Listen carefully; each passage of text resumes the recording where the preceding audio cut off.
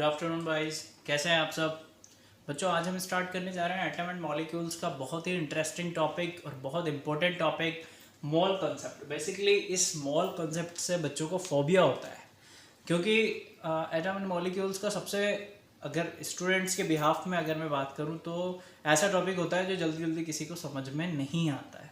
तो आप बहुत ही कंसंट्रेशन के साथ ये टॉपिक पढ़ना बेटा, क्योंकि अगर कोई भी चीज़ स्किप हो गई तो आपको समझ में नहीं आने वाली है, ठीक है। और एक भी लेक्चर मिस मत करना जब तक बॉल कॉन्सेप्ट पूरा नहीं हो जाए। पूरा लेक्चर आप विद नोट्स के साथ बनाएंगे ताकि आपको बाद में भी दिक्कत नहीं हो। कि बॉल कॉन्सेप्ट एक ऐसा टॉपिक है बेटा जो आपको फर्दर स्टडी जब आप करोगे 11th-12th में तब भी आएगा केमिस्ट्री में, और इम्पोर्टेंट चीज़ है। इवन बच्चों को 11th-12th पढ़ लेते हैं, IIT नीट तक आ जाते हैं, तब भी समझ में नहीं आता। तो अभी से आप अच्छे तरीके से समझना।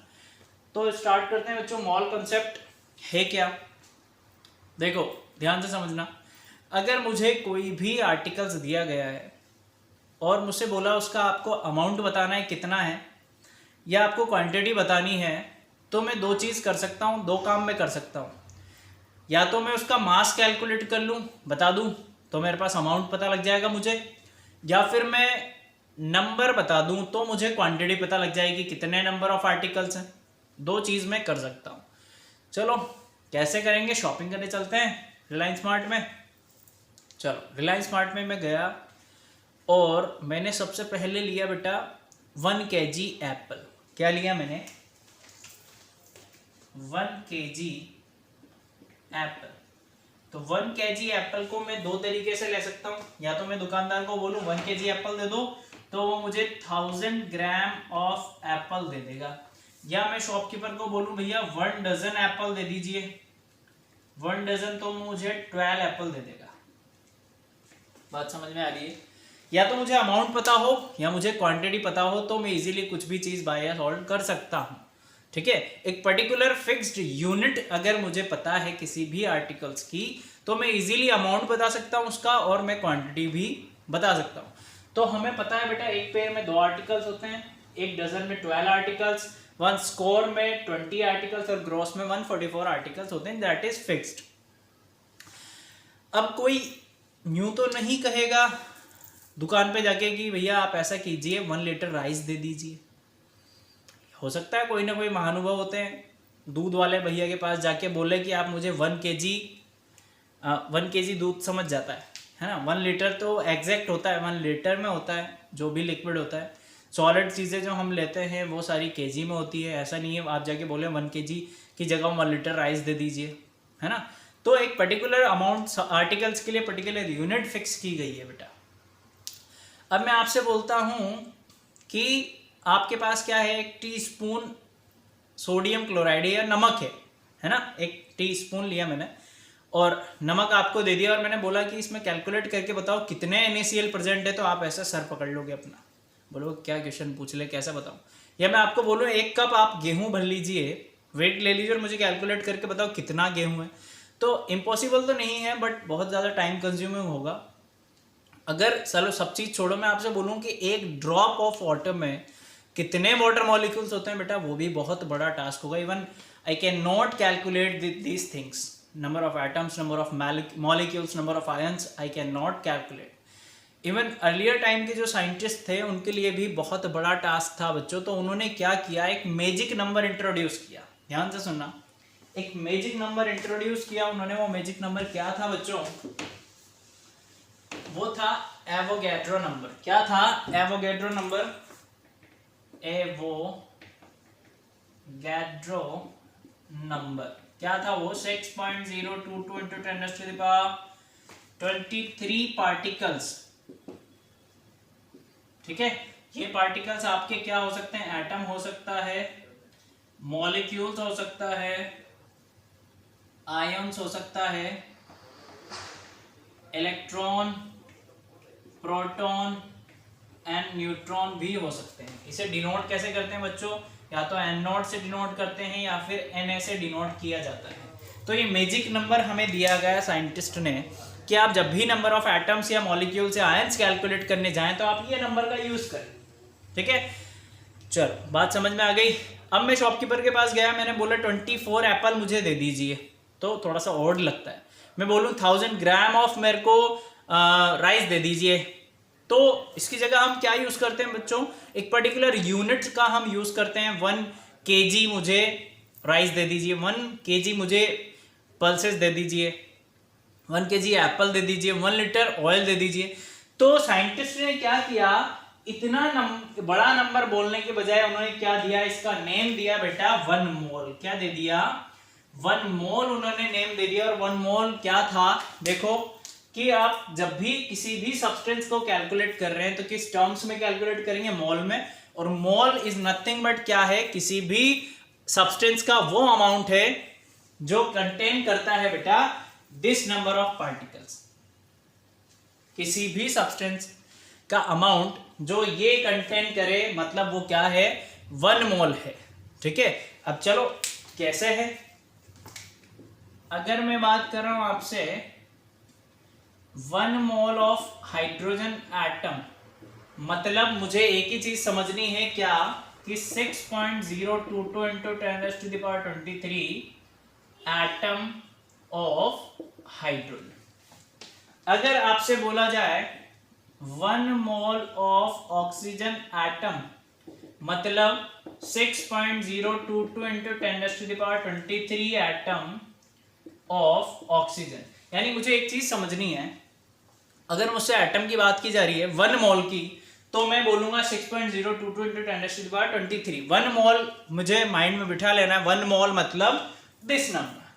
ठीक है, अगर आपसे बोला जाए बच्चों 1 मोल ऑफ H2O, तो H2O बेटा मॉलिक्यूल्स है, एटम नहीं है, ध्यान रखना।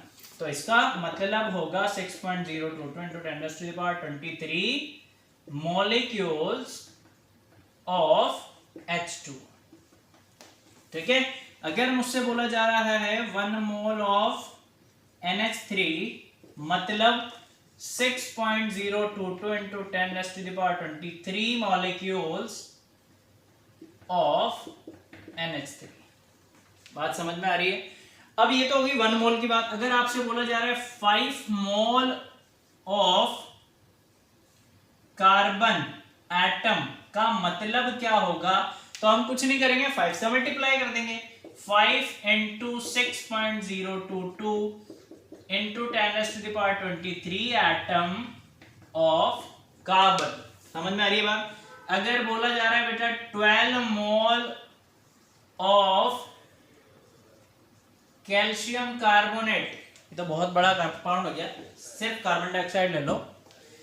1 मोल ऑफ कार्बन डाइऑक्साइड मतलब कितने मोल बोला है, 12 मोल, तो हम क्या करेंगे, 12 से मल्टीप्लाई कर देंगे। 12 into 6.022 into 10⁻23 molecules of carbon dioxide. बात समझ में आ गई। तो 1 मोल इंट्रोड्यूस किया था, मतलब 6.022 into 10⁻23 पार्टिकल्स। अब वो एटम भी हो सकता है, मॉलिक्यूल्स भी हो सकता है, और आयंस भी हो सकता है। चलो नोट डाउन कर लो इतना। चलो अब देखो आगे देखते हैं, है ना।